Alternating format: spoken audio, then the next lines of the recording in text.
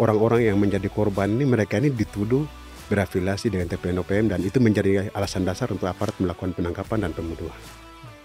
Kenapa dalam konteks Papua itu tidak bisa didahulukan dengan konsep dialog kemudian selalu pendekatan militer? Kami selalu orang Papua tanya begitu.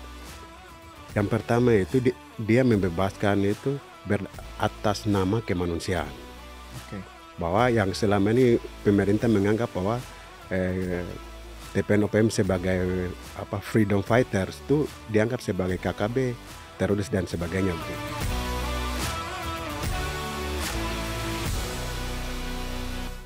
Halo Smart Viewers, selamat datang di Good Talk di Binus TV sebagai digital content creator kampus pertama di Indonesia. Nah Smart Viewers, pada tanggal 21 September 2024, Pak Kapten Philip Mertens, seorang pilot asal Selandia Baru yang sempat disandra oleh OPM akhirnya dibebaskan. Tetapi ada sesuatu yang menarik di baliknya nih. Karena dalam proses pembebasannya ini tidak menggunakan kekerasan, tidak menggunakan senjata ataupun kekuatan militer. Melainkan hanya dengan soft approach, sebuah pendekatan yang lebih halus dan juga berdialog secara persuasif. Gimana sih lebih jelasnya dan gimana kelanjutannya? Nah, langsung aja ntar kita tanyain. Karena kita di studio Binus TV sekarang sudah ditemanin oleh Kak Ambrosius Mulait. Halo Kak Ambros, apa kabar? Halo, kabar baik. Kabar baik ya. Nah Kak Ambros, seperti yang tadi saya bilang ada pembebasan Kapten Philip nih kan tanggal 21 September kemarin. Nah menurut Kak Ambros ini dari proses pembebasan yang tidak menggunakan kekerasan, menggunakan pendekatan yang lebih halus. Gini, apa sih tanggapan Kak Ambros terhadap hal ini? Sebenarnya itu proses penyanderaan ini memakan waktu yang panjang ya, 1 tahun lebih. Dalam proses ini justru pendekatan yang diambil oleh pemerintah Indonesia justru pendekatan militer ya, pendekatan keamanan. Dengan tuntutan dari pimpinan Egyanus Kogoya dari TPN OPM itu mereka meminta bahwa dengan proses pembebasannya itu berdasarkan dengan tuntutan harus ada intervensi internasional maupun tuntutan kemerdekaannya dan sebagainya begitu. Tapi dalam proses itu pemerintah Indonesia tidak mau membuka ruang atau forum untuk mendiskusikan hal itu begitu. Bagaimana untuk merespon tuntutan dari pihak TPN OPM maupun kelompok Papua Merdeka begitu. Dalam konteks ini tidak ada yang menjadi jembatan untuk menghubungkan antara kelompok pemerintah Indonesia dan kelompok yang pro Papua Merdeka. Justru di situ jaraknya agak jauh. Kemudian dalam proses itu pendekatan yang dilakukan oleh pemerintah Indonesia justru pendekatan militeristik yang memakan banyak korban. Dalam konteks ini korban itu tidak hanya militer, tapi ada juga konteks korban yang misalnya masyarakat Duga yang sekitar 35.000 orang yang mengungsi dari Duga, yang sampai hari ini menetap di Wamena, Jayapura, Timika, dan tidak diurus. Selain itu ada juga korban yang dalam konteks pembebasan Philip Mertens ini ada sekitar 50-an lebih masyarakat Duga yang ditembak mati. Bahkan dalam dokumentasinya saya itu orang-orang yang menjadi korban ini mereka ini dituduh berafiliasi dengan TPN OPM dan itu menjadi alasan dasar untuk aparat melakukan penangkapan dan pembunuhan. Justru menyasarnya ke sipil. Jadi dengan adanya pembebasan ini sebenarnya simpel ya gitu. Bisa menggambarkan bahwa tanpa perlu pendekatan militer itu bisa ada pembebasan gitu. Itu karena didahulukan dengan cara dialog. Kenapa dalam konteks Papua itu tidak bisa didahulukan dengan konsep dialog kemudian selalu pendekatan militer? Kami selalu orang Papua tanya gitu. Karena dalam konteks ini itu kami generasi korban yang sampai hari ini mengalami situasi yang sama. Jadi dengan adanya pendekatan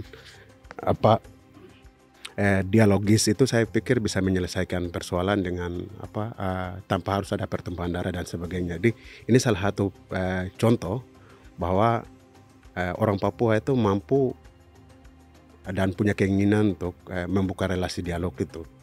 Saya pikir. Oke. Nah, kalau menurut Kak Ambrus sendiri nih, kenapa sih akhirnya kelompok OPM ini mau membebaskan Kapten Philip? Apakah ada maksud dan tujuan lain dari pembebasan ini, Kak?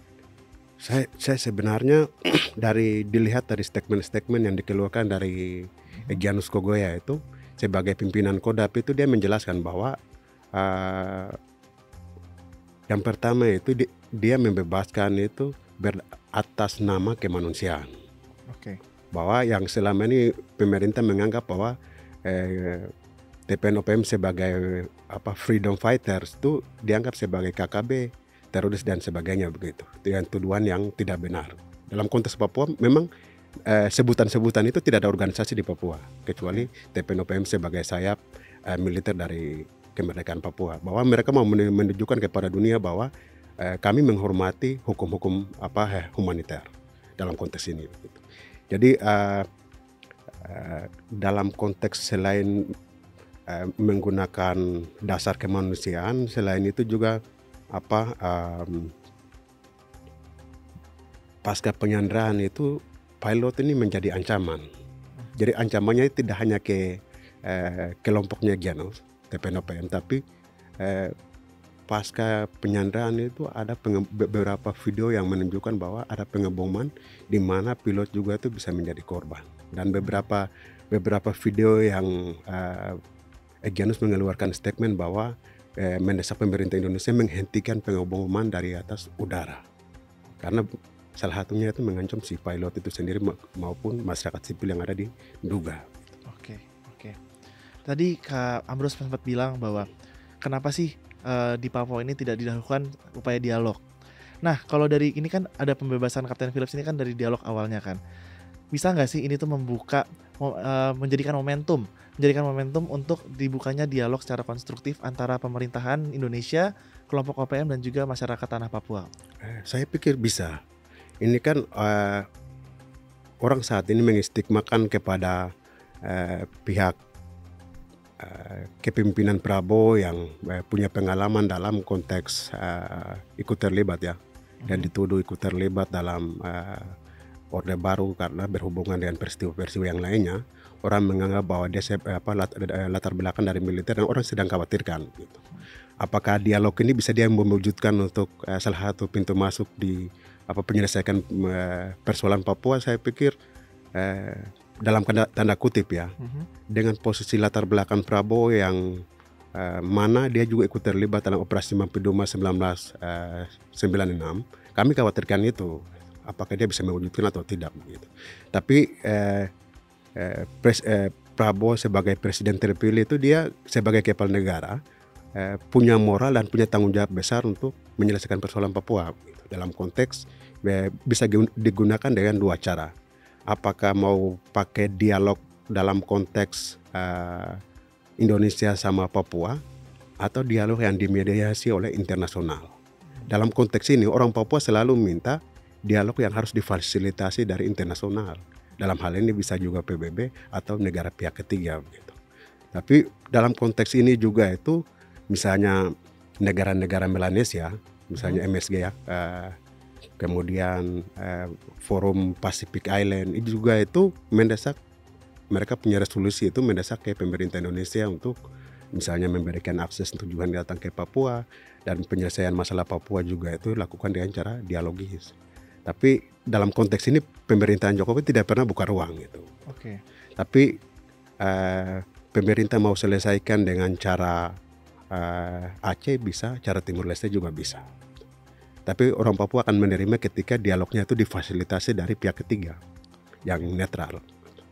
Berarti tetap diinginkan dialog terlebih dahulu ya, Kak? Iya. Jadi saya pikir kalau kita mengutamakan dengan cara pendekatan operasi militer di Papua, ini kan tidak menyelesaikan persoalan Papua gitu. Justru pasca penyanderaan pilot Martin saja, dalam 1 tahun ini kan korban paling banyak. Pemerintah mengeluarkan anggaran yang paling besar untuk operasi militer di Papua. Justru aparat yang dikirim itu dijadikan kayak kambing percobaan, maksudnya kelinci percobaan untuk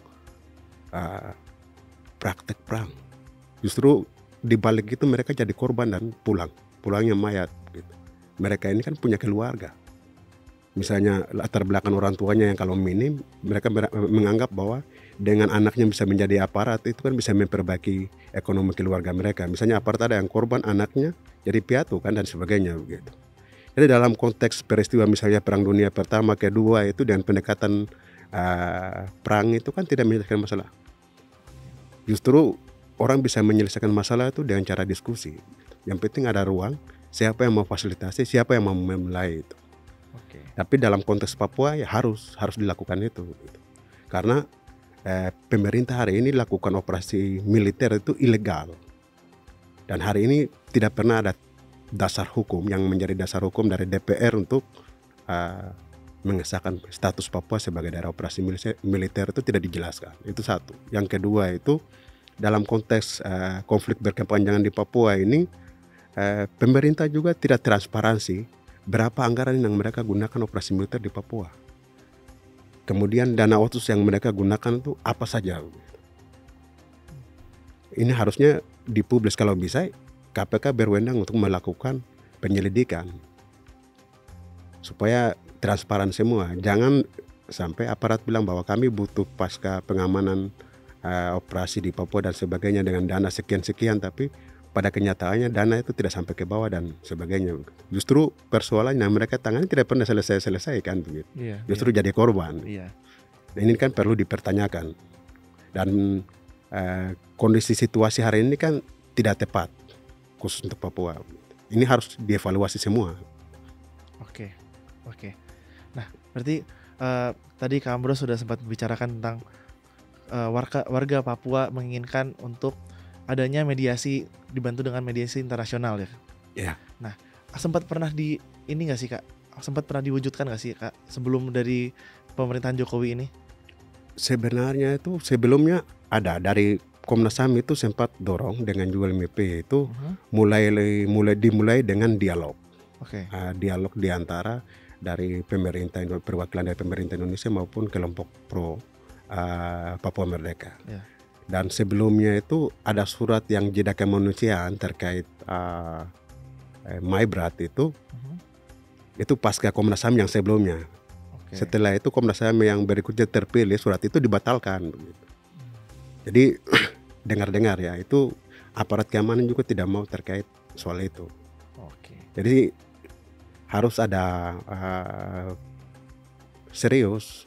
Kalau main-main begini kan justru orang banyak yang jadi korban begitu. Jadi tidak ada keseriusan dari pemerintahan Jokowi sih. Berarti sempat ada tapi tidak selesai sampai sekarang ya? Tidak selesai. Di tengah jalan dibatalkan. Nah Kak, berarti apa sih harapannya untuk pemerintah ke depannya nih? Setelah ini kan Presiden Jokowi turun, akhirnya digantikan oleh Prabowo. Apa sih harapannya pemerintah untuk menyelesaikan konflik di Papua ini? Yang sebenarnya ini harapan orang Papua ya. Harapan orang Papua itu hari ini menginginkan untuk hidup itu aman.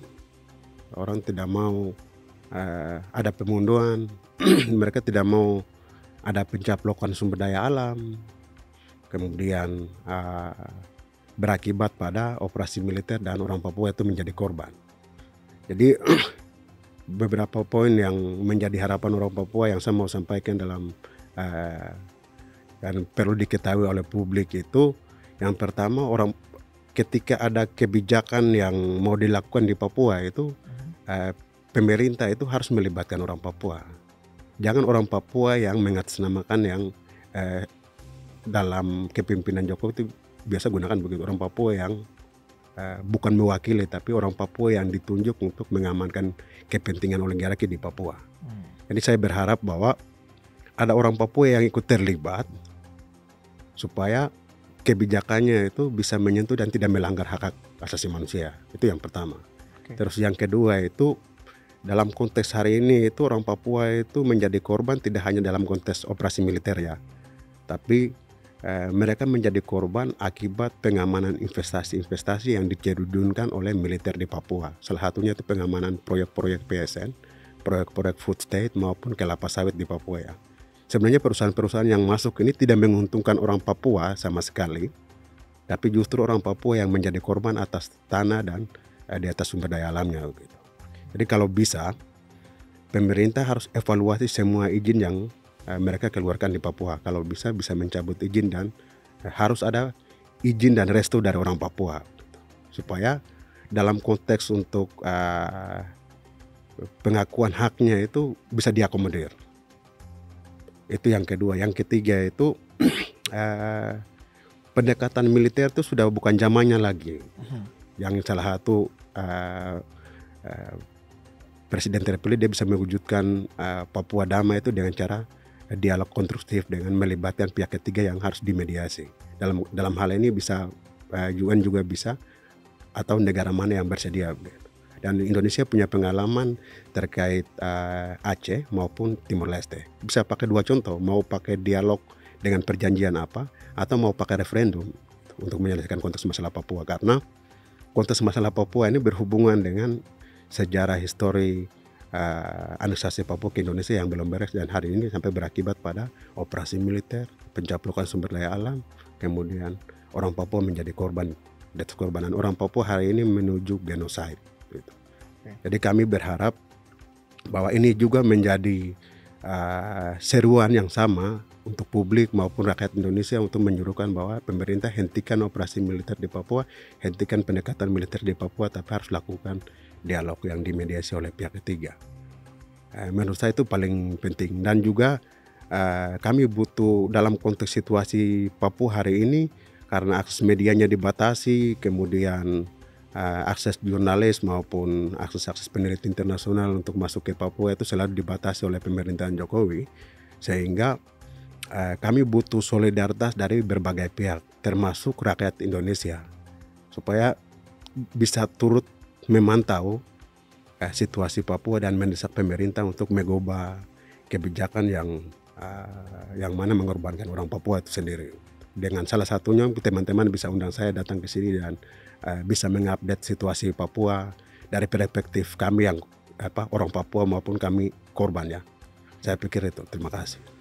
Berarti libatkan warga Papua, hentikan pendekatan militer di Papua juga, Ya. dan fasilitasi mereka dengan mediasi internasional juga ya Kak? Ya. Oke. Saya pikir itu paling penting yang bisa mengubah persoalan masalah Papua ini. Sebenarnya orang Papua itu mau dan mereka bersedia untuk mau harus masalah Papua itu diselesaikan dengan cara dialog. Masalahnya pemerintah pusat ini tidak ada niat sama sekali begitu. Justru dalam konteks tidak ada niat untuk menyelesaikan masalah Papua, tapi soal konteks sumber daya alamnya itu tidak pernah bilang bahwa ini problem begitu. Tapi cepat, misalnya ekstrak hutannya dibabat ganti untuk sawit, proyek PSN, food state, tapi orang-orangnya tidak mau diurus. Ini kan lucu gitu.